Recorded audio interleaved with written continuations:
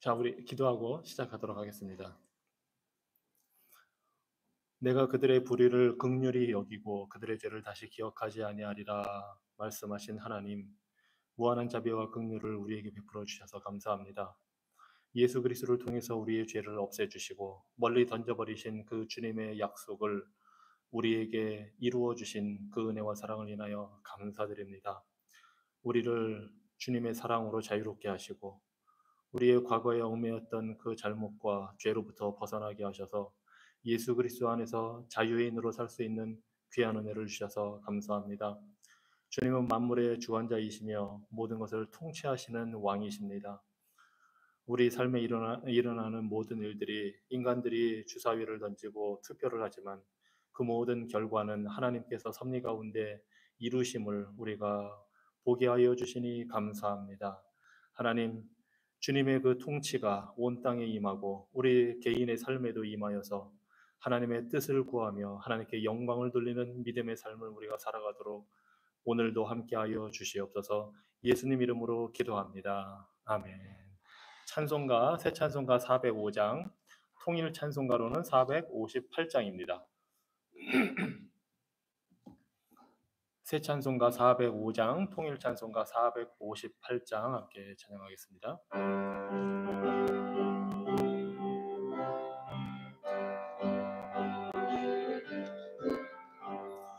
주의 친절한 팔에 안기세 우리 마음이 평안하리니 항상 기쁘고 복이 되겠네.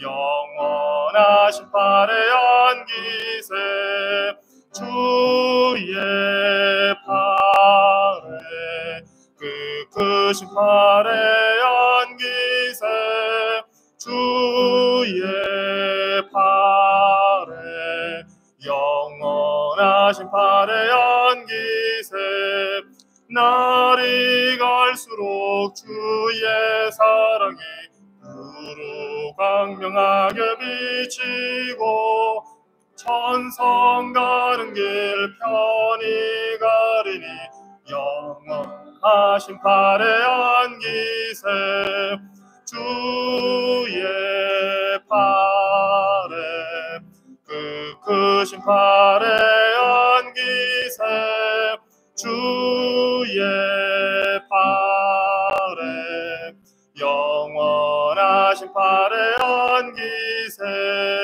주의 보좌로 나아갈 때에 기뻐 참 미소를 외치고 겁과 두려움 없어지리니 영원하신 팔에 안기세 주의 팔에 그 크신 팔에 안기세 주의 팔에 영원하신 팔에 안기세.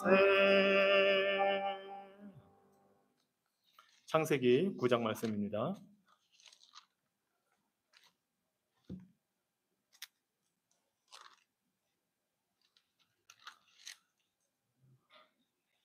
창세기 9장 18절로 29절 말씀 함께 보겠습니다.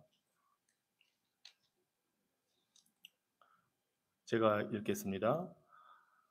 방주에서 나온 노아의 아들들은 셈과 함과 야벳이며 함은 가나안의 아버지라. 노아의 이 세 아들로부터 사람들이 온 땅에 퍼지니라. 노아가 농사를 시작하여 포도나무를 심었더니 포도주를 마시고 취하여 그 장막 안에서 벌거벗은지라. 가나안의 아버지 함이 그의 아버지의 하체를 보고 밖으로 나가서 그의 두 형제에게 알림해 셈과 야벳이 옷을 가져다가 자기들의 어깨에 메고 뒷걸음쳐 들어가서 그들의 아버지의 하체를 덮었으며 그들이 얼굴을 돌이키고 그들의 아버지의 하체를 보지 아니하였더라. 노아가 술이 깨어 그의 작은 아들이 자기에게 행한 일을 알고 이에 이르되 가나안은 저주를 받아 그의 형제의 종들의 종이 되기를 원하노라 하고 또 이르되 셈의 하나님 여호와를 찬송하리로다. 가나안은 셈의 종이 되고 하나님이 야벳을 창대하게 하사 셈의 장막에 거하게 하시고 가나안은 그의 종이 되게 하시기를 원하노라 하였더라. 홍수 후에 노아가 350년을 살았고 그의 나이가 954세가 되어 죽었더라. 아멘. 이 장면이 창세기 3장이랑 비슷하다는 걸 아마 이제 아실 수 있을 겁니다. 왜냐하면 창세기 3장에서는 첫사람 아담과 하와를 만들어서 살면서 벌어진 일이고, 이 장면은 이제 홍수가 끝나고 노아와 8 식구가 딱 나와서 그들로부터 이제 삶이 시작되면서 벌어지는 일인데, 잘못한 사람이 있고 거기에 대해서 이제 축복과 저주가 임하는 이 모습을 보면, 창세기 3장에서 아담과 하와의 그 불순종의 죄로 인해서 하나님이 심판하시는 그 장면이 이제 겹쳐지는, 새로운 인류가 시작된 지 얼마 안 돼서 벌어지는 이러한 일들이 나와 있습니다. 그래서 이 장면은 창세기 3장의 그 선악과로 인해서 빚어진 그 심판과 저주의 장면을 어떻게 보면 반복해서 지금 이 노아의 아들들과 더불어서 벌어지고 있는 그러한 장면입니다. 홍수가 지났어도 뭐 사람이 변한 게 없다는 것을 이제 여기서 보여주는 거고요. 그래서 이제 여기 개요로 나눠드린 것처럼 첫 부분에 노아의 가족에 일어난 비극적인 그 현실을 지금 이제 18절로 23절에서 보여주고 있습니다. 노아는 이 훌륭한 인류를 구원할 수 있는 그러한 일을 하고 나서 지금 불명예를 이제 저지르고 있습니다. 술에 취해서 그 벌거벗은 수치의 모습을 지금 보여주고 있습니다. 노아도 아담처럼 농사꾼이어서 뭐 농사를 짓고 포도나무를 심고, 그런데 이제 포도주를 만들어서 그 포도주를 마셨습니다. 농사꾼으로서 뭐 충분히 할 수 있는 일인데, 그리고 나서 취해서 벌거벗었다고 지금 표현을 하고 있습니다. 참 좀 부끄러운 모습을 지금 노아가 보여주고 있는 겁니다. 뭐 말하자면 술에 취해서 이제 기절한 상태였고, 이게 홍수가 끝나고 나서 얼마 지나고 이런 일이 있었는지는 정확하게는 모릅니다. 그런데 이 노아의 세 아들 그리고 며느리까지 해서 8명만 홍수에서 구원받고 방주에 들어갔다가 나왔거든요. 근데 이때쯤 되면은 가나안이라는 손주를 봤으니까 꽤 시간이 흐른 겁니다. 601세에 홍수가 끝나서 나왔는데, 뭐 그 602세, 603세 이런 일이 벌어진 게 아니고 농사도 짓고 그동안 열심히 살고 하다가 이 가나안이 함의 4 아들 중에 막내 아들로 나오거든요. 그러니까 벌써 꽤 시간이 흐른 거고, 이 가나안이라는 손자까지 두고 그러면 셈, 함, 뭐 야벳 이 아들들도 지금 여러 후손을 둔 상태였을 겁니다, 아마.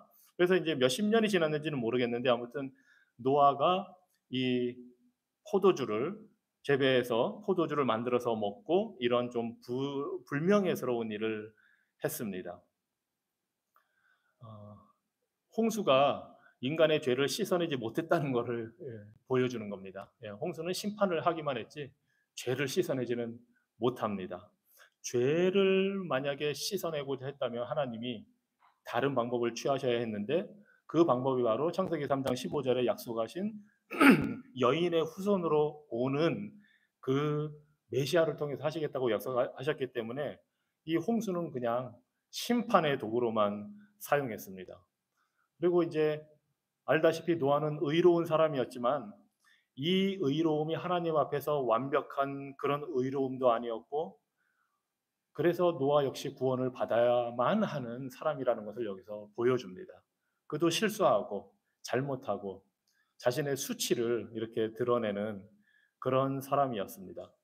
그래서 노아도 하나님의 은혜로 구원받아야 하는 사람이고, 사실은 하나님의 은혜로 먼저 홍수 심판에서는 구원을 해 주셨고, 그런데 여전히 하나님의 은혜로 계속해서 구원의 은혜를 받고 살아야 하는 사람이라는 것을 여기서 이제 보여줍니다. 술이 처음으로 등장했습니다. 성경에. 그리고 성경에 술이 굉장히 많이 나옵니다, 사실은. 그래서 이제 이 술에 대해서 한번 우리가 좀 짚고, 이 성경에서는 뭐라고 하는지 좀 더 알아보고 넘어가려고 하는데, 제가 이제 이 생각해볼 문제에서 1번에 그 기독교인이 술을 마셔도 될까요? 하고 이제 질문을 했거든요. 여러분은 어떻게 생각을 하십니까? 취하지만 않으면. 예. 또 어떤 생각을 다 하십니까? 예.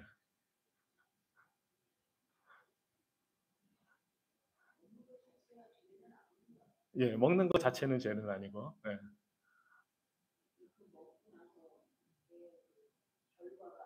노아처럼. 예.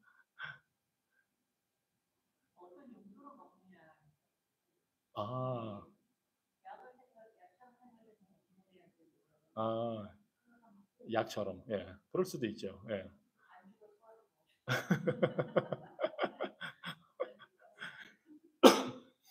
우리 한국 교회 분위기는 어떤 것 같아요?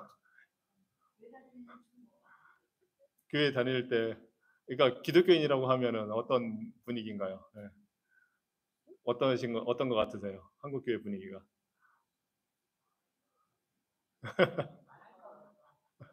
말을 해보세요. 괜찮아요.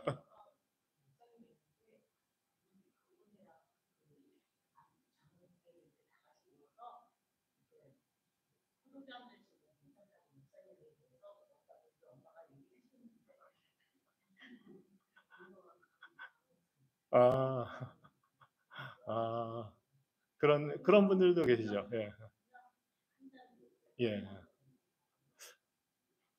제가 만약에 술을 마신다 하면 어떤 일이 일어날까요? 우리 교회에서 뭐라고 그럴 것 같아요? 예. 일단 신명기 14장 26절을 한번 볼게요. 성경에서는 이 술에 대해서 뭐라고 말씀을 하시는지. 신명기 14장 26절.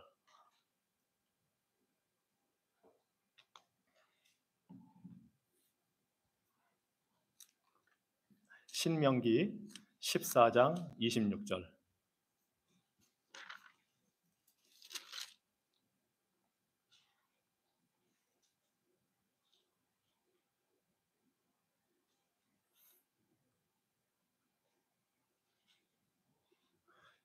이 장면에서는 요게 이제 11조에 대한 거를 가르쳐 주시면서 하나님이 어 이제 원래는 11조 하고 그럴 때 이제 예루살렘 성전으로 가져가고 뭐 해야 되는데 거리가 멀고 지역마다 이제 퍼져 살고 있으니까 그러니까 뭐 곡식 같은 거 이런 거 가져갈 때 이제 돈으로 바꿔서 가고 뭐 이렇게 해서 그곳에 가서 제사를 드리면서 이렇게 하라고 지금 신명기 14장 26절에 나오거든요.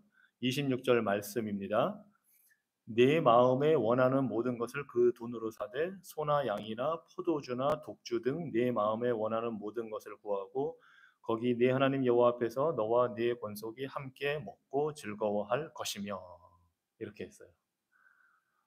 여기를 보면 이제 소, 양 이것도 나오는데 포도주도 나오고 독주도 나옵니다. 이 독주가 뭔지는 모르겠어요. 그런데 굉장히 독한 술이니까 어떤 종류의 독한 술인지는 모르겠는데 그냥 포도주 정도도 아니고 여기서는 독주라고 하면서 하나님께서 말씀하시기를 먹고 즐거워하라고 이렇게 하셔요. 식사 풍성하게 하면서 술도 지금 같이 이제 먹고 즐거워하라고 하십니다. 사실은 구약에서는 이 포도주가 하나님께서 주신 삶을 풍성히 누리는 하나의 축복의 표현이에요. 예. 그래서 이 처음에 우리 노아의 이 장면에서 이제 술이 처음으로 등장을 했지만 포도주가 구약에서는 이 술을 먹으면 절대 안 된다 하는 그런 규정으로 시작한 게 아니고 삶의 그냥 축복의 하나로 주신 삶을 누리는 방법의 하나로 하나님께서 이렇게 주셨다는 것을 볼 수가 있어요. 그것도 하나님이 가서 그렇게 먹고 즐기라고 하셨으니까. 예. 그리고 다른 구절에도 이런 구절들이 꽤 있어요. 그래서 가령 시편 같은 데서도 보면 이 사람의 마음을 포도주가 기쁘게 한다, 사람의 얼굴을 윤택하게 한다 하면서 굉장히 포도주를 긍정적으로, 술을 긍정적으로 표현하거든요. 그래서 사실은 구약의 성경에서는 이 포도주 이런 것이 금지된 식물이 아니고 삶에 충분히 누릴 수 있도록 하나님이 주신 겁니다. 그래서 예수님도 오셔서 그 요한복음에서 처음으로 행하신 기적 중에 하나가 물을 포도주로 바꿔 주신 거죠. 왜냐하면 이 결혼식 잔치에 쓰일 그 풍성한 축복의 현장인데 포도주가 떨어지니까 그렇게 해 주셨습니다. 예수님이 술을 드셨을까요? 안 드셨을까요? 포도주를 어떻을 것 같아요?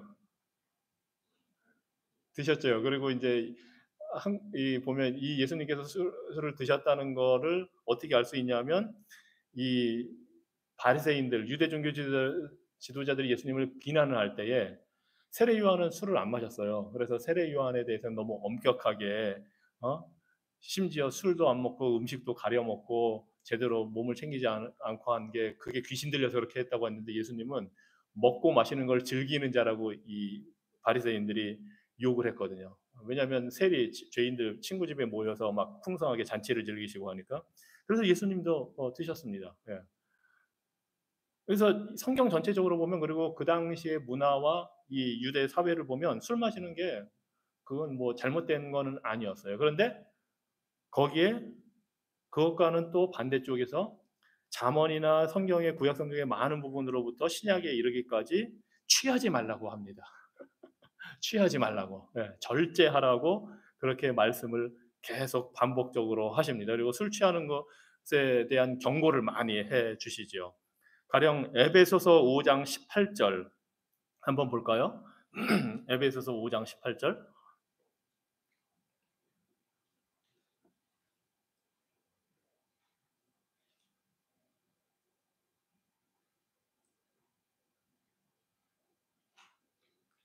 에베소서 5장 18절. 뭐 이 술 취하는 것에 대해서 경고하는 많은 말씀들이 있지만 그 중에 이제 대표적인 거 하나거든요. 에베소서 5장 18절. 술 취하지 말라. 이는 방탕한 것이니 오직 성령으로 충만함을 받으라. 뭐 대표적인 구절입니다. 그래서 술을 마시되 취하지 말고 방탕함에 이르지 말라고 합니다. 그리고 특히 이 구약에서부터 보면 지도자들, 왕들, 재판하는 사람들은 술을 독주를 마시지 말라고 경고하고 있습니다. 실수할 수 있기 때문에, 잘못할 수 있기 때문에. 그래서 그런 통치자들에게 특히 주의하라고 이런 말씀을 하고 있습니다. 그래서 술은 마시는 것 자체가 전혀 문제가 아닙니다. 취하지 말고 본인을 조절할 수 있어야 하는데 오늘 노아는 그걸 못한 거죠. 스스로 조절하지 못하고 자신의 부끄러운 수치를 드러내 보였던 겁니다. 그리고 성경에서 술 취하는 것과 수치를 드러내는 그 나체를 보이는 거가 하나님께서 말하자면 금하시는 것에 같이 들어가 있는 경우가 많이 있거든요. 그리고 이런 사건이 하나 또 창세기에 나오지요. 술 취해서 해서는 안 될 일을 벌인 장면이 혹시 어딘지 예상이 되시나요?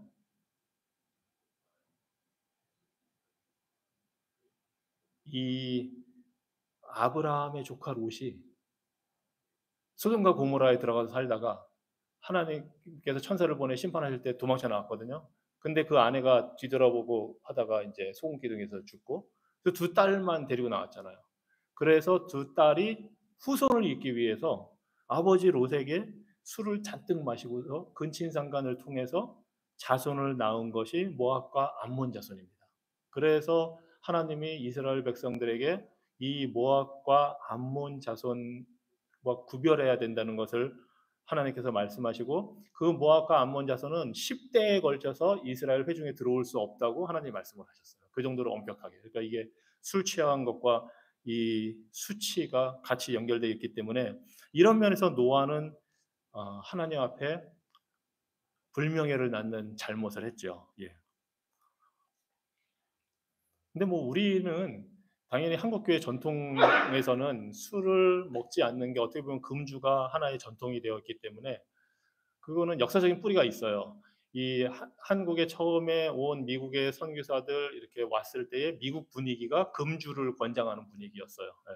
그래가지고 19세기 말 그때가 이제 미국이 남북 전쟁 끝나고 한참 경제가 성장하고 그러면서 이 빈부격차도 심해지고 이민자들로 들어온 사람들이 술을 많이 마셨거든요. 뭐그 이탈리아 출신, 아이리시 출신 이런 사람들이 그러니까 이제 그 폐해가 많아지고 가정 폭력이라든가 이 이제 일하는 데에서 사고도 많아지고 하니까 미국 사회 분위기가 금주를 권장하는 분위기가 막 됐고 그때 이제 교회들이 앞장서서 그런 역할을 많이 했거든요. 그런 분위기에서 미국에서 선교사들이 이제 한국에 왔고 그런데 그런 거를 뭐 막 주입한 건 아니었는데 한국에서도 그 당시에 분위기가 조선 말에 예수님을 믿는 사람들 사이에서 특히 평양 대부흥을 통해서 일어났던 게 그런 죄를 회개하는 거였거든요. 길선주 목사님을 비롯해서 그 부흥 평양에서 이제 부흥이 막 번져 나갈 때 공개적으로 집회에서 길선주 목사님을 비롯해서 교회 리더들이 나와서 회개를 하고 자백을 할 때에 그때 했던 게 바로 금주였거든요.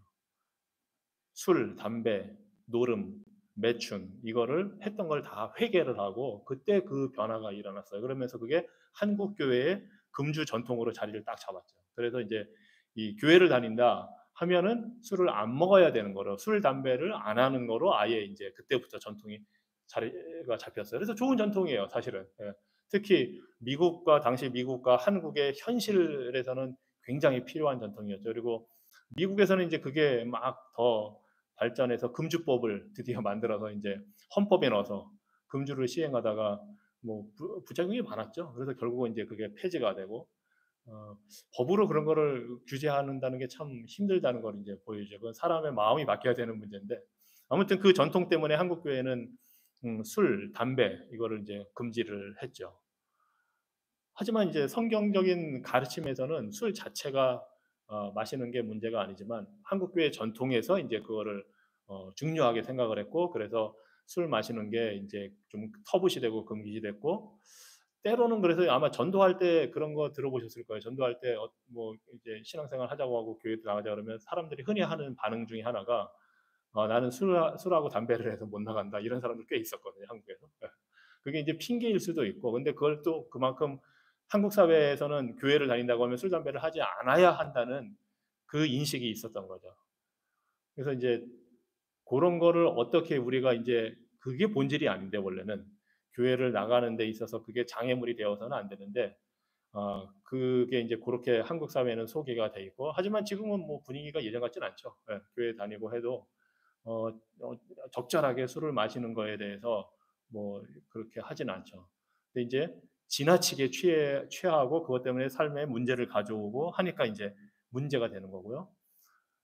더 중요한 거는 개인 신앙의 양심의 문제인 것 같아요. 그래서 이제 사실은 기독교 역사적으로 보면 술을 굉장히 많이들 마셨습니다. 특히 유럽은 거기는 뭐 물이 안 좋으니까 특히 그러니까 이제 당연히 고대 근동에서 맥주를 만들어 마셨고 유럽에서는 포도주를 먹고 예수님 이스라엘도 포도주였으니까 물이 오히려 귀하고 안 좋았기 때문에 당연히 이제 술을 많이 마셨는데 재밌는 게 이 루터는 맥주를 엄청 좋아했어요. 독일 사람이잖아요. 그래서 독일 뭐 모임 집에서 모임하고 그러면 항상 그뭐 우리식으로 표현하면 막 통으로 담아놓고 이제 맥주를 마셨고 칼빈도 그 사역을 할 때 셀러리 중에 한 부분이 포도주 몇 통을 주느냐 했어요.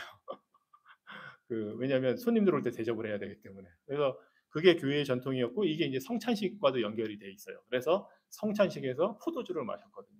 그리고 예수님도 당연히 포도주를 드셨고 그때 그런 이제 전통이 있는데 미국에 와서 이제 나중에 이게 바뀐 거고요. 그래서 이제 술을 적절히 취하지 않게 먹는 게 자신의 신앙의 양심에 거리낌이 없으면 괜찮습니다. 그런데 나는 술 먹는 게 내키지 않는다. 그것도 신앙의 양심을 따라 하는 겁니다. 중요한 거는 그 자체가 남을 판단하는 데 쓰여서는 안 된다는 거죠. 그러니까 나는 술을 안 먹기 때문에 술을 마시는 사람보다 내가 더 우월하다든지 아니면 또 반대로 이런 사람들이 있어요. 나는 신앙에 거리낄 것이 없기 때문에 뭐든지 하겠다. 그래서 구태여 안 먹는 사람을 오히려 더 이렇게 깔볼 수가 있거든요. 근데 이런 문제는 우리가 이 영적으로 누가 더 우월하냐를 가리는 문제가 아니고 그냥 본인 신앙 양심에 따라서 내가 하나님 앞에서 그리고 남에게 해가 되지 않고 덕이 되게 쓴다면 괜찮은 문제입니다. 오히려 경계해야 될 거는 그걸 가지고 판단하느냐. 그다음에 그게 예수님을 믿는데 걸림돌이 되느냐. 그러니까 일반 사람들은 술을 안 먹어야만 교회를 갈 수 있다고 그런 인식을 갖고 있는 사람들도 있거든요. 그게 하나의 복음을 듣는데 걸림돌이 되어서는 안 되는 거기 때문에 이제 그런 차원에서 우리가 이해를 하면 술 자체는 뭐 큰 문제가 아닌데 근데 이제 대부분은 술 먹고 나서 이 주체하지 못하고 이제 그래서 성경에 경계하는 말씀을 많이 주셨죠. 그리고 술 취하지 말고 성령의 충만함을 입으라고 사도 바울이 권면한 이유도 술 문제가 있었고 고린도 교회에서 모여서 성찬식을 할 때 음식을 먹고 다 하는데 누구는 와서 먹고 취하고 누구는 늦게 와서 배고프고 막 그런 일이 일어났거든요. 왜냐하면 그때 성찬식은 식사를 같이 하면서 했기 때문에 그냥 뭐 우리처럼 이렇게 조그만 컵에 먹는 게 아니었어요. 제대로 된 잔에 마셨고. 그래서 재밌는 건 이제 가끔 그 어느 미국 교회에서는 성찬식을 할 때 큰 잔에 마십니다. 진짜 포도주를. 정말로 이 포도주에 그거를 이제 하려고. 물론 이제 취하지 않는 범위에서. 그래서 그 사도 바울 당시에는 많이 먹고 많이 마셨고 했기 때문에 그런 문제가 있기 때문에 사도 바울이 술 취하지 말라고 경고를 한 겁니다. 그래서 술 문제는 뭐 노아가 술을 마셨다는 자체가 문제가 아니고 마시고 수치스러운 모습을 보였다는 게 이제 문제입니다. 그런데 더 이제 큰 문제가 있습니다. 그것이 바로 그런 잘못과 수치를 보았을 때 어떻게 우리가 반응을 하느냐 하는 겁니다. 그게 바로 이제 그 세 아들들이 보인 반응에 나와 있습니다. 함은 우리가 아는 대로 어, 지금 우리가 창세기 9장 18절 이하의 말씀을 우리가 보고 있습니다.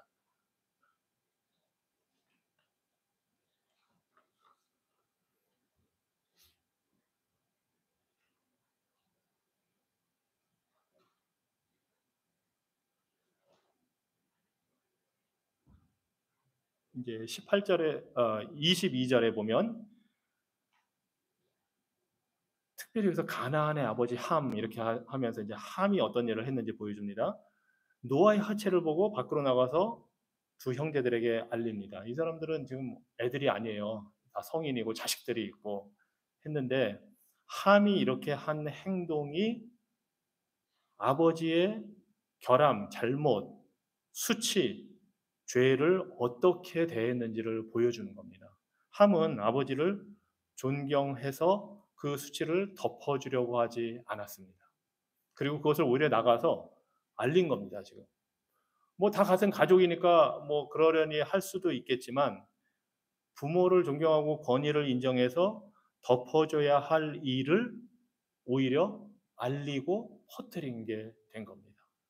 그에 반해서 셈과 야벳은 아예 아버지의 그 벗은 모습을 보지 않기 위해서 뒤로 들어가서 그걸 덮어줍니다. 그리고 이제 히브리어 원어로 보면 그 덮어줬다는 그게 함이 갖고 나온 노아의 옷이라는 표현이 있어요. 그러니까 노아가 막 자기 옷 벗어서 그냥 벌거벗고 있는데 함이 그걸 가서 봤으면 덮어줘야 되는데 그걸 그냥 옷을 들고 나와서 막 노아 아버지가 이렇게 했다고 알린 겁니다.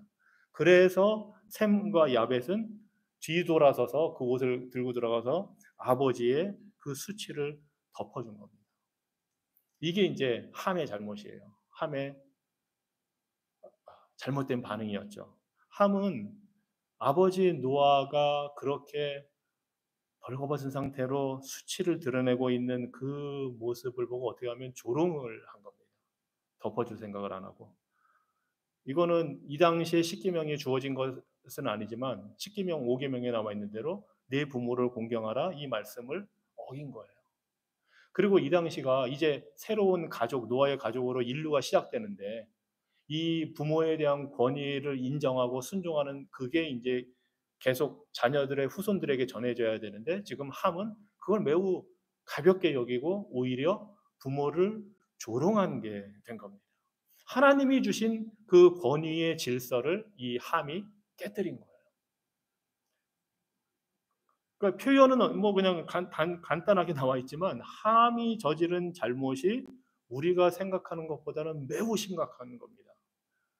아버지의 권위를 무시했고 하나님이 아버지에게 주신 권위를 무시한 겁니다. 결국 이게 아담과 하와가 창세기 3장에서 하나님의 계명을 어길 때와 똑같은 일을 한 겁니다. 지금. 그래서 함은 노아 아버지의 수치를 그냥 드러내 버리는 겁니다. 아담과 하와가 범죄하고 나서 부끄러워했잖아요. 그래서 그거를 무화과 나뭇잎으로 가리고 똑같은 일이 지금 벌어진 겁니다. 아담과 하와가 마귀의 꼬임에 뱀의 꼬임에 넘어가서 수치를 드러내는 잘못을 한 것처럼 이 지금 함은 노아가 잘못한 그 수치를 어떻게 보면 막 드러낸 역할을 이 뱀이 한 것과 같은 역할을 지금 한 겁니다. 그래서 이 창세기 9장 요 부분이 창세기 3장을 그대로 어떻게 보면 반영하고 있는 지금 모습입니다. 그런데 셈과 야벳은 가서 덮어줬죠. 함은 뱀처럼 역할을 한 거고 셈과 함은 아담과 하와의 수치를 가려주신 하나님처럼 지금 일을 한 겁니다. 이 남의 잘못과 수치, 죄를 봤을 때 어떻게 반응하냐에 따라서 하나님의 백성으로 경건한 모습으로 반응을 하느냐 아니면 뱀의 후손으로 불경건한 모습으로 반응하느냐가 갈라지는 겁니다. 이거를 이해해야 왜 노아가 함에게 저주를 했는지, 왜 함의 후손 가나안에게 저주를 했는지를 이제 알게 되는 겁니다.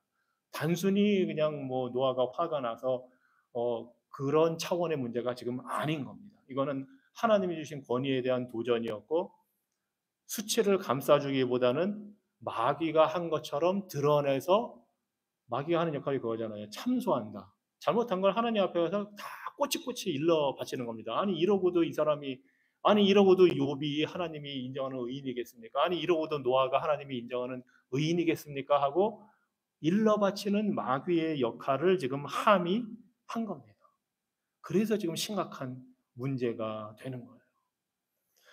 이 성경이 인간의 심리나 이런 사건이 있을 때 그 모든 걸 다 설명해 주지 않고 모든 이유를 설명해 주지 않기 때문에 우리가 볼 때는 아니 뭐 이런 거 갖고 이런 뭐 대단한 큰일인가 하겠지만 큰일인 거예요.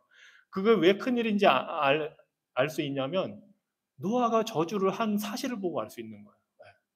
아니 어떻게 아버지가 아들을 저주하나 손자를 저주하나 하겠지만 그만큼 이게 위험한 일이었다는 거예요. 네. 그리고 이제 이 왜 하필이면 이제 뒤에서 이제 가나안 얘기가 나오니까 뭐 그건 거기 가서 더 하겠습니다만 우리가 여기서 이제 생각을 해봐야 될 게 요 생각해볼 문제 2번에 나온 것처럼 우리가 다른 교인의 죄나 잘못을 보았을 때 어떻게 우리가 반응을 해야 할 것인가 하는 것을 우리가 이제 좀 생각해 봐야 됩니다. 다른 사람의 그 잘못, 실수 이런 거 봤을 때 샘과 야벳처럼 그것을 덮어주는 역할을 할 것이냐, 함처럼 드러내는 역할을 할 것이냐 하는 겁니다. 아니 이렇게 보면 당연히 아니 덮어줘야 된다고 우리가 생각을 하죠. 네. 그런데 과연 그것이 우리 삶에 일어나는 일인가 하는 문제입니다. 네. 과연 우리는 그렇게 하는가? 이 잘못이 있고 실수한 것을 함처럼 나가서 중계해서 뉴스를 퍼뜨리지는 않는가? 사실은 그 안타까운 현상이 교회에도 많이 있거든요. 네.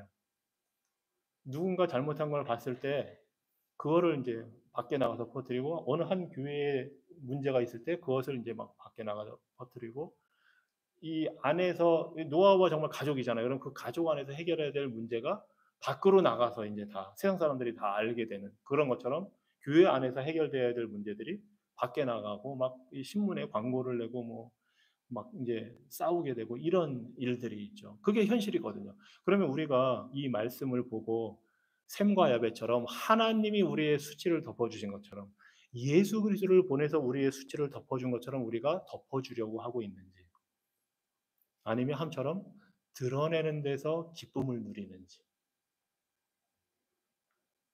그럼 이제 이 질문을 하실 겁니다. 아, 그러면 잘못된 일이 일어날 때 그러면 우리는 어떻게 그걸 그냥 덮어주고 넘어가는 것이 그럼 잘하는 거냐? 이걸 이제 우리가 또 생각을 해봐야 됩니다. 어떻게 해야 될까요?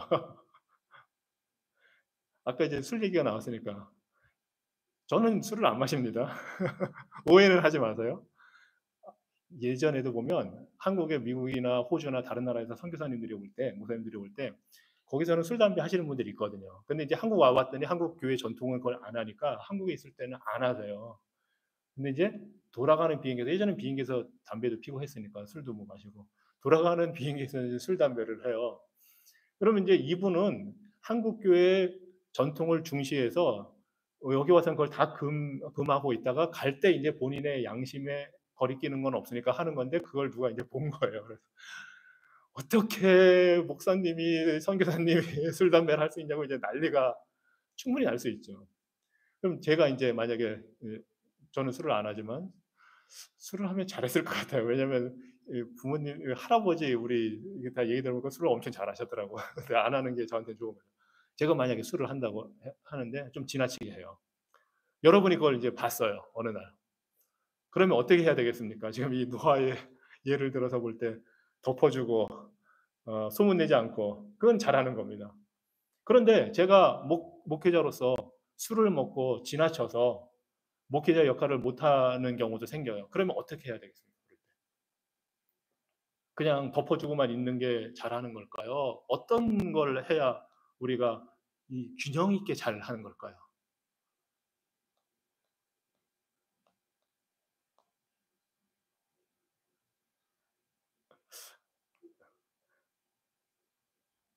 말을 하는 게 좋을까요?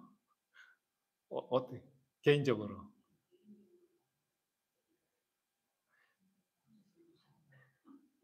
좋지 않을까? 아니 목사님인데 감히 그런 거 없습니다. 우리는 예수님이 하라고 한 대로 하시면 돼요. 예, 뭐 목사님이고 누구 그거 없어요. 그냥 성경 말씀대로 찾아보겠습니다. 마태복음 18장입니다.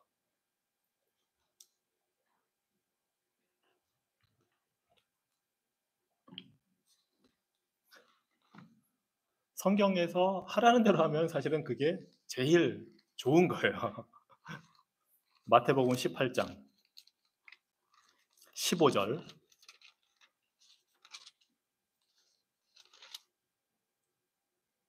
마태복음 18장 15절로 17절까지입니다. 한번 다 같이 읽어볼까요? 마태복음 18장 15절로 17절. 네 형제가 죄를 범하거든 가서 너와 그 사람과만 상대하여 권고하라. 만일 들으면 네가 네 형제를 얻은 것이요 만일 듣지 않거든 한두 사람을 데리고 가서 두세 증인의 입으로 말마다 확증하게 하라. 만일 그들의 말도 듣지 않거든 교회에 말하고 교회의 말도 듣지 않거든 이방인과 세리와 같이 여기라. 예. 자, 그러면 이제 아까 그 예로 돌아서 제가 이제 술에 취해서 막 횡설수설도 하고 막 뭐 접촉사고도 내고 막 그런 일을 했어요. 그럼 어떻게 해야 됩니까? 예, 만나서 개인적으로 먼저 1대1로 얘기를 해야 되는 거예요. 제가 그런 일을 봤는데, 그렇게, 이제 여기서는 죄라고 나왔지만 실수도 있고 여러 가지 뭐 잘못한 것들 다 포함이 되니까 안 됩니다고 얘기를 해야죠. 예, 당연히. 대신에 그거를 밖에서 소문을 내거나 그렇게 하지 말라는 겁니다. 노아의 경우에서 보여주는 것처럼. 그냥 1대1로라는 거예요. 정말 여기서는 그 사람과만 상대해서 권고하는 거예요. 그래서 그때 딱 듣고, 그건 제가 잘못한 겁니다 하고 인정을 하고 고치면은 거기서 해결이 된 거고, 그때 그 형제를 얻은 겁니다. 예. 왜냐면 다시 잘못한 데서 돌이켜서 돌아오게 한 거니까. 예. 이게 좀 굉장히 얻었다는 표현이 잃어버렸다 얻은 거잖아요. 사실은 우리가 죄를 지을 때마다 잘못할 때마다 그런 상태가 되는 거예요. 비참한 상태. 그래서 때로는 가서 권면해서 1대1로 말해서 돌이키게 하는 게 굉장히 중요한 거예요. 교회 안에서 특히. 그런데 이렇게 하기가 쉽나요? 솔직히. 서로 말하기 꺼려하죠. 네, 뭔가 잘못한 거 봤을 때. 이게 쉽지 않잖아요. 부담도 되고, 저 사람이 어떻게 받아들일지도 모르고, 또 내가 뭔데 이런 생각도 있고. 그리고 이제 교회에서 권위가 있는 위치에 있는 사람들, 목사님, 장로님들한테 그런 말하기는 쉽지 않죠. 솔직히 말하면. 아주 그냥 뭐 누구나 알 수 있는 잘못이라고 생각이 되면 그렇지만 그렇지 뭔가 애매한 것 같다 그러면 그거 갖고 일일이 말하기가 그렇잖아요. 그런데 그게 잘못이고 죄라면 가서 얘기를 해야 된다는 겁니다. 여기 보면은 그냥 예수님께서 그렇게 하라고 그랬지 주변 상황 고려하고 뭐 이거저거 그게 아니에요. 사실은 이거는 어느 교회든 어느 문화권에 있든지 요대로만 하면 되는 겁니다.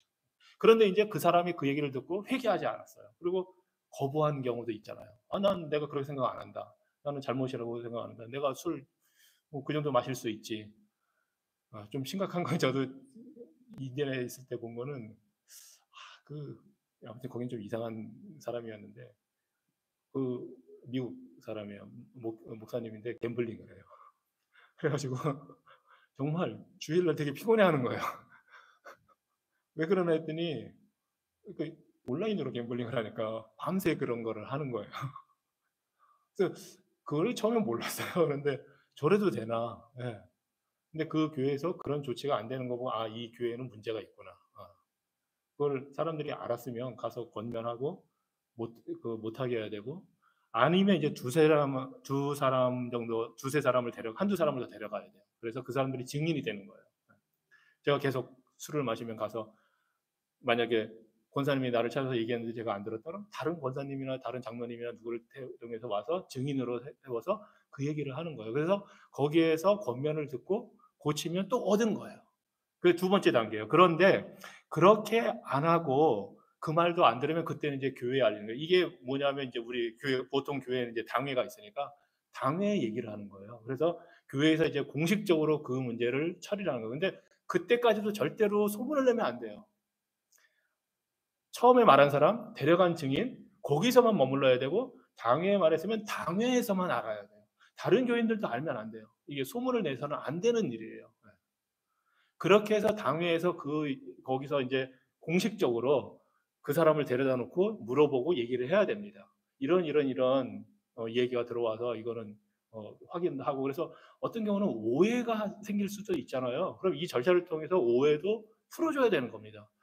나는 술을 마신 게 아니고 그저 포도 주스를 먹었는데 포도주라고 오해해서 만약에 찾아와서 그랬다면 나는 포도주가 아니었습니다 했는데도 못 믿고 또 증인을 데려왔는데 이게 될 수도 있거든요. 그럼 당회에 가서 다 조사해보고 아니면 아닌 거로 이제 끝나는 거예요. 그래서 절대로 거기에 관련된 사람들만 알도록 하라는 게 노아를 덮어준 그 샘과 야벳이 한 일이에요.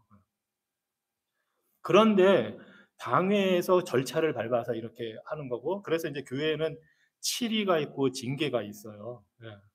그래서 이 칠의 절차, 징계 절차를 다 밟아서 당회에서 권면도 하고 다 상담도 하고 했는데 끝까지 회개하지 않고 돌이키지 않으면 그때는 교회 전체에다가 이 사람은 죄를 회개하지 않고 당회의 권고를 따르지 않고 가르침을 따르지 않았기 때문에 교회에서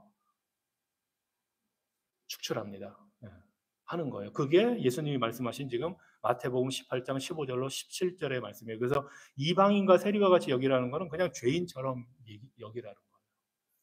자, 그럼 일단 마태복음에서 왜 예수님이 이 말씀을 하필이면 여기서 해주셔서 그런데 사실은 이 말씀을 여기서 해주신 이유가 있어요. 징계를 하라고 절차대로 하라는 겁니다.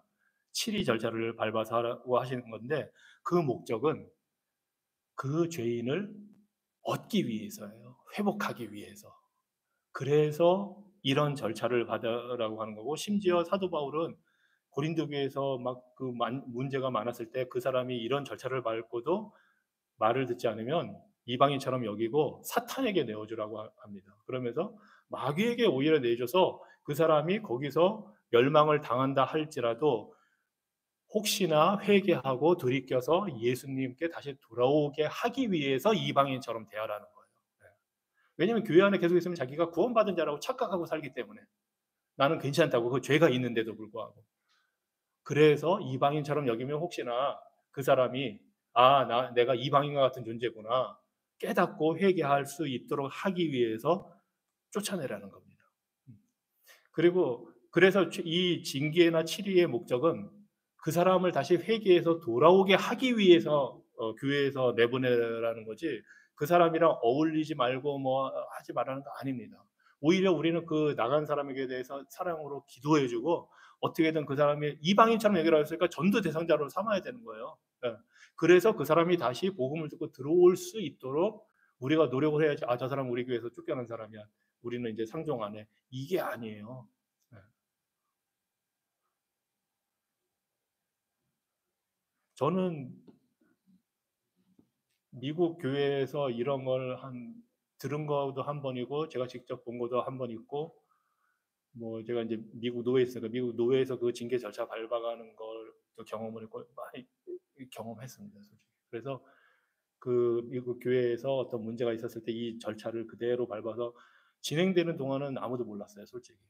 마지막에 전체 공동의회를 열었을 때 그때서 그 모든 설명을 해주면서 왜 이런 일을 해야 되는지, 어떻게 했는지, 교회가 당회가 어떻게 했는지, 보통 3개월에서 6개월 이상 그걸 다 진행한 다음에 그 다음에 전체 교인에게 공포를 하는 거예요. 이 사람은 이런 이유로 해서 우리가 교회에서 내보내게 됐습니다. 저는 사실은 충격받았어요. 이렇게 하는 데가 아직도 있다니. 네.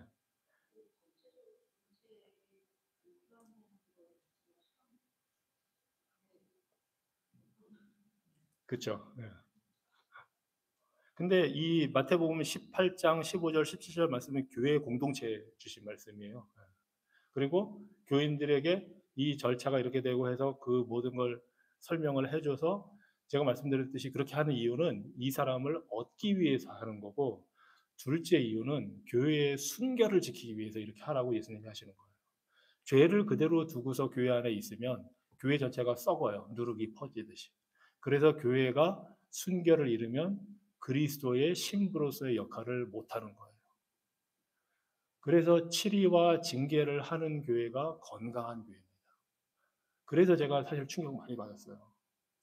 저는 한국 교회에서는 이렇게 했다는 얘기를 사실 못 들어봤어요. 제가 성장해오는 과정에서는 사실은.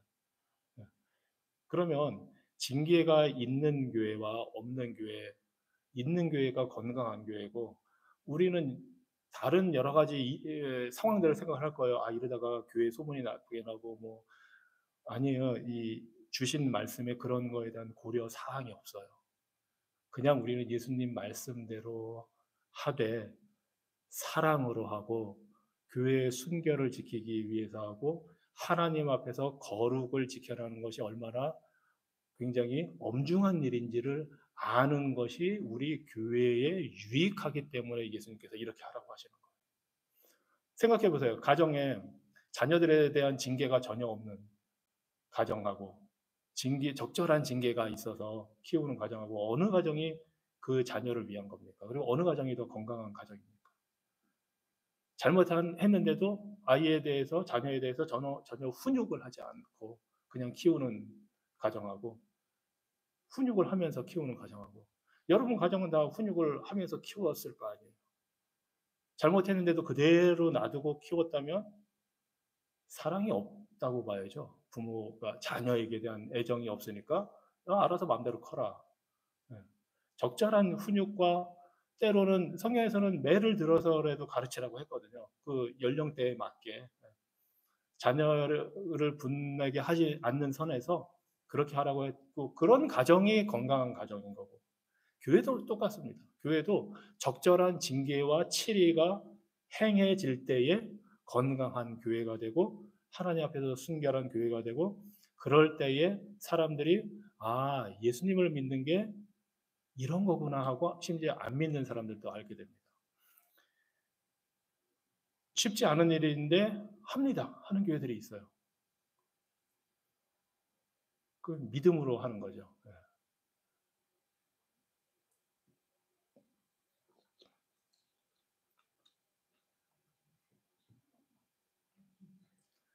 우리 한국 교회가 이 부분에 대해서 많이 생각해 볼 필요가 있습니다. 예. 우리 교회들은 건강한 교회인가와 관련해서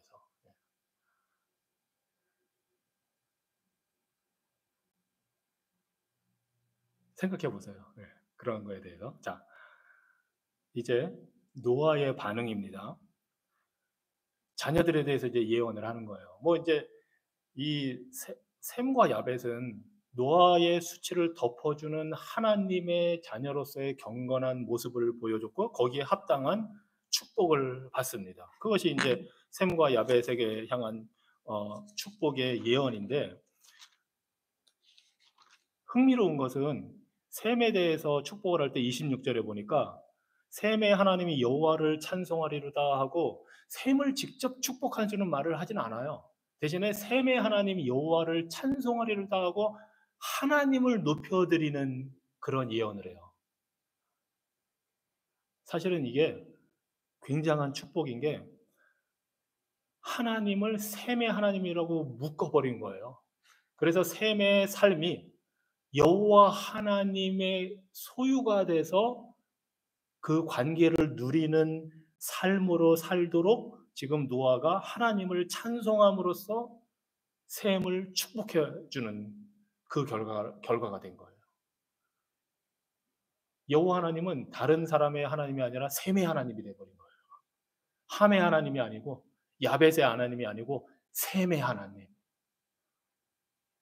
하나님이 나의 하나님, 우리의 하나님이 된다는 게 가장 큰 축복이라는 걸 지금 노아가 보여주고 있는 겁니다. 그래서 셈에게 축복을 해줬고, 당연히 셈에게 축복을 해줘서 셈의 후손으로 누가 나오나요? 이제 12장에 가면 아브라함이 나오는 겁니다. 아브라함을 위해서 하나님이 지금 셈을 축복해 주는 거예요. 그래서 하나님이 이후에 아브라함 이후에 당신을 소개할 때 어떻게 하냐면, 나는 아브라함의 하나님, 이삭의 하나님, 야곱의 하나님 하는 겁니다. 나는 다른 사람의 하나님이 아니다. 아브라함과 이삭과 야곱의 하나님이다. 지금 여기에서 셈의 하나님이 됐던 것처럼 나는 아브라함의 하나님이다. 이 축복을 지금 주는 거예요. 그리고 이제 야벳을 창대하게 해달라고 노아가 이제 축복을 하는데, 사실은 야벳의 이름의 뜻 자체가 창대예요. 커진다. 그러니까 이 말 이름 그대로 커지도록, 그러면서 셈의 장막에 거하게 하시라고 지금 축복을 합니다.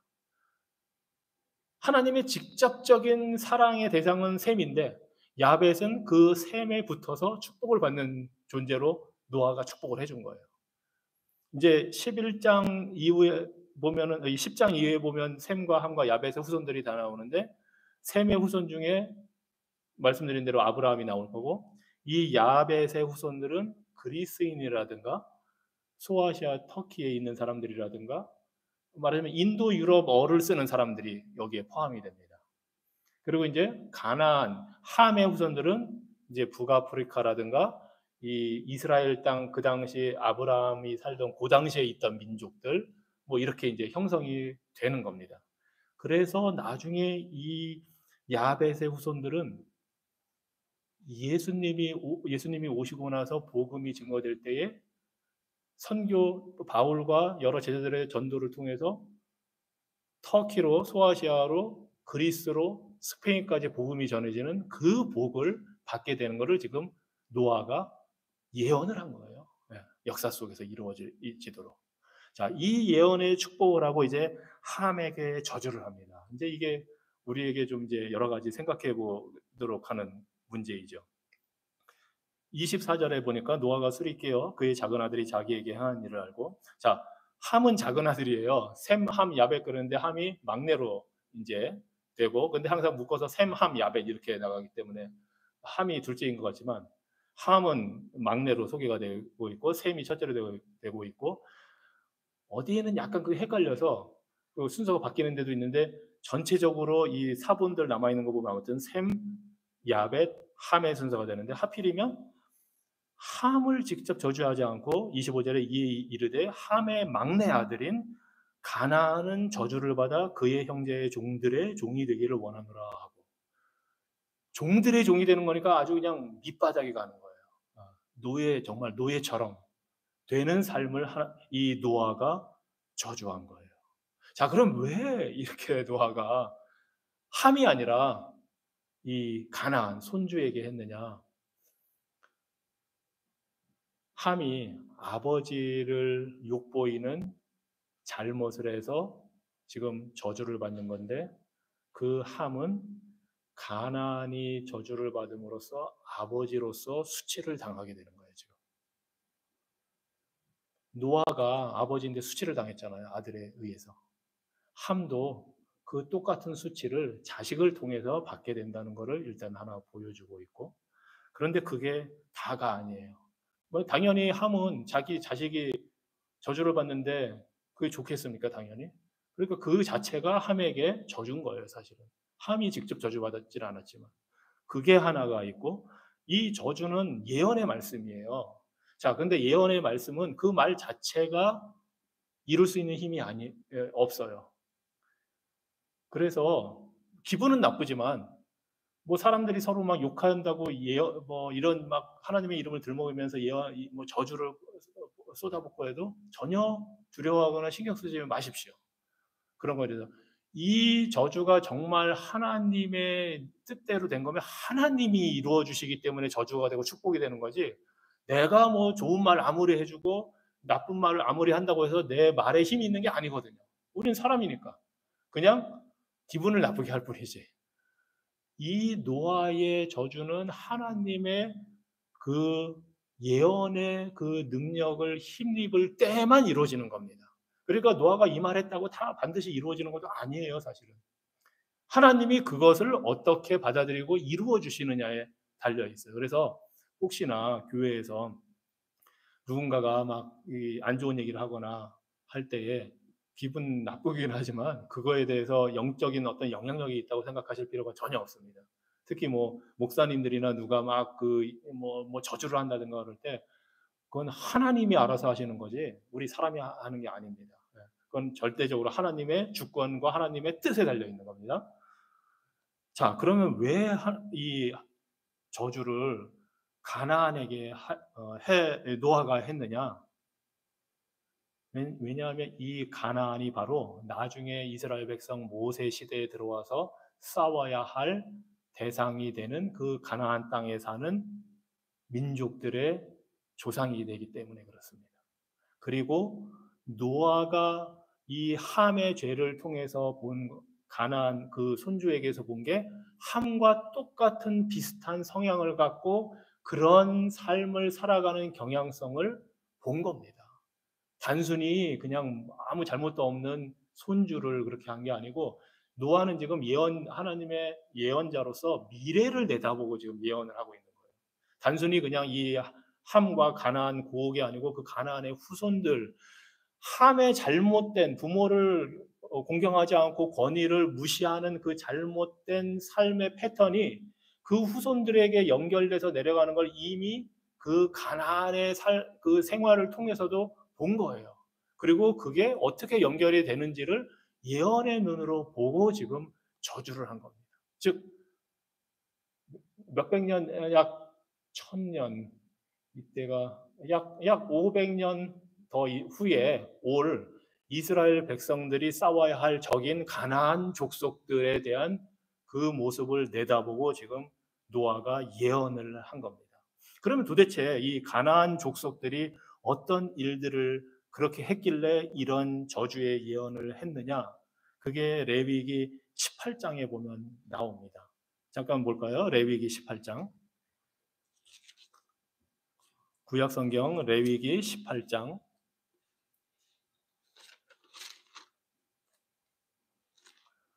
그리고 이 가나안 족속들에 해당하는 사람들이 다 소돔과 고모라 이런 사람들이에요. 그들이 어떤 일로 멸망당했는지는 아시죠? 레위기 18장 3절 이하 3절 이하입니다.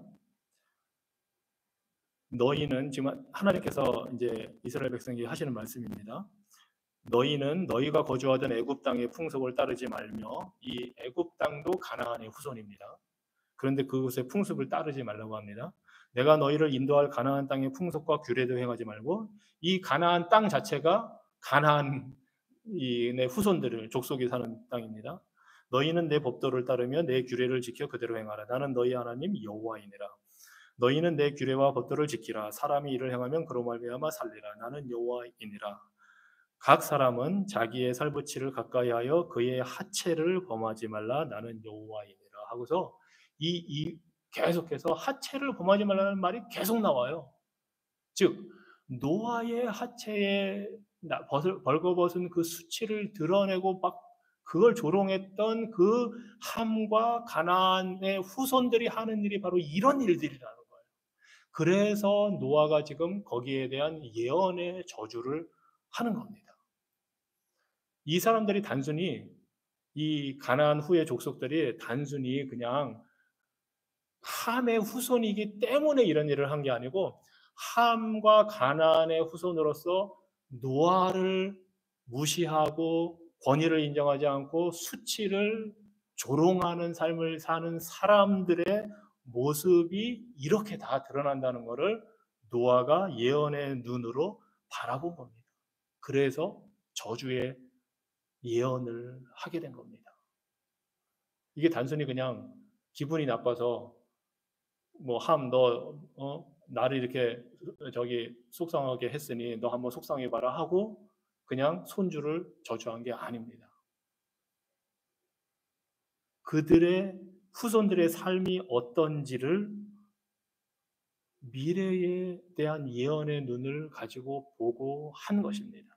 그래서 이 저주가 이제 가나안 땅에 임하게 되고, 그래서 하나님이 아브라함에게 너의 후손들이 400년 동안 이집트의 애굽의 후손이 되었다가 가나안 땅으로 들어갈 건데 그렇게 하는 이유는 그들의 죄가 아직 가득 차지 않았기 때문이다 하고 400년이라는 회개의 시간을 주신 겁니다.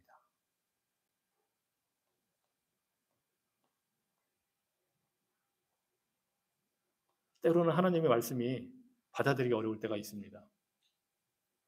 왜 이렇게까지 하셔야 될까? 좀 너무하다고 생각이 들 수도 있습니다. 노아가 왜 이렇게까지 해야 됐을까? 그런데 성경에서 가장 말도 안 되는, 정말 노아보다 더 말도 안 되는 일을 한 경우가 있습니다. 그런 사람이 있습니다. 아브라함은 이삭을 바치려고 했잖아요. 근데 아브라함이 스스로 한 건 아니죠. 하나님이 시키셨죠. 어떻게 하나님이 그런 일을 시키실 수가 있죠? 아니, 그거보다 더 말도 안 되는 거.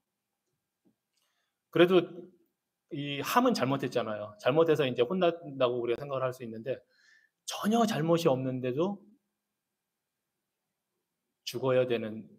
죽어야만 한 사람이 있어요. 성경에. 예수님이에요. 하나님이 전혀 죄 없는 사람을 죽여요. 그게 더 놀라운 일이에요, 사실은. 함과 가나안은 자신들의 잘못이라도 있으니까 너무합니다 하면서도 받아들여야 되는데 예수님은 당신에게 잘못이 하나도 없어요. 그런데 하나님이 예수님을 죽여요. 그게 아니 어떻게 하나님이 가장 하지 말아야 할 일을 하신 겁니까? 하고 우리가 질문을 할 수 있잖아요. 왜 죄 없는 사람을 죽이는 것처럼 불공정하고 말도 안 되는 일이 어디 있어요, 사실은. 그런데 그 일을 하나님이 하십니다. 그리고 그렇게 하시는 하나님은 의로우신 분입니다. 그리고 그렇게 하시는 하나님은 우리의 죄를 가려주기 위해서 그렇게 하신 겁니다. 우리의 수치, 우리의 죄, 잘못을 덮어주기 위해서. 그래서 성경에 보면 우리가 좀 이해하기 어려운 이 구절들이 있고 내용들이 있고 할 때 정말 우리가 이해할 수 없어야 하는 것은 바로 하나님의 그 사랑입니다. 하나님이 우리를 사랑하는 게 당연히 해줘야 될 게 아니라는 것을 우리가 예수님의 죽음을 통해서 알 수가 있는 겁니다. 아니, 하나님이 우리를 사랑하실 수는 있습니다. 그런데 왜 죄 없는 예수님을 죽여야만 합니까? 그냥 우리를 사랑하면 그냥 우리만 구원해 주면 돼요. 그런데 예수님을 죽여야만 우리를 구원하실 수 있는 것이 하나님의 사랑입니다. 그래서 그 하나님의 사랑이 우리에게 은혜가 되는 거고, 그래서 그 하나님을 우리가 은혜를 바로 이해할 때 이런 어려운 구절들을 우리가 받아들이게 됩니다. 이해는 다 못해도 어떻게 아버지가 아들을, 그런 생각은 할 수가 있어도 하나님이 죄 없는 당신의 아들을 친히 죽이셨는데 하고 우리가 바라보게 됩니다. 기도하겠습니다. 하나님, 노아의 그 생애를 통해서 많은 삶을 우리가 하나님 앞에서 어떻게 살아야 하는지, 또 하나님이 어떤 분이신지 볼 수 있게 해주셔서 감사합니다. 우리가 받아들이기 어려운 그런 부분들도 있습니다. 하지만 이것들이 모두 다 하나님의 말씀입니다. 하나님의 성경은, 모든 말씀은 하나님의 감동으로 되어서 우리 유익을 주고 우리를 바로잡고 우리를 권면하고 온전케 하기 위해서라고 하신 그 말씀 우리가 믿고 순종하며, 때로는 힘들고 받아들이기 어려운 말씀도 믿음으로 순종하는 그러한 삶을 우리가 살도록 인도하여 주시옵소서. 예수 그리스도 이름으로 기도합니다. 아멘.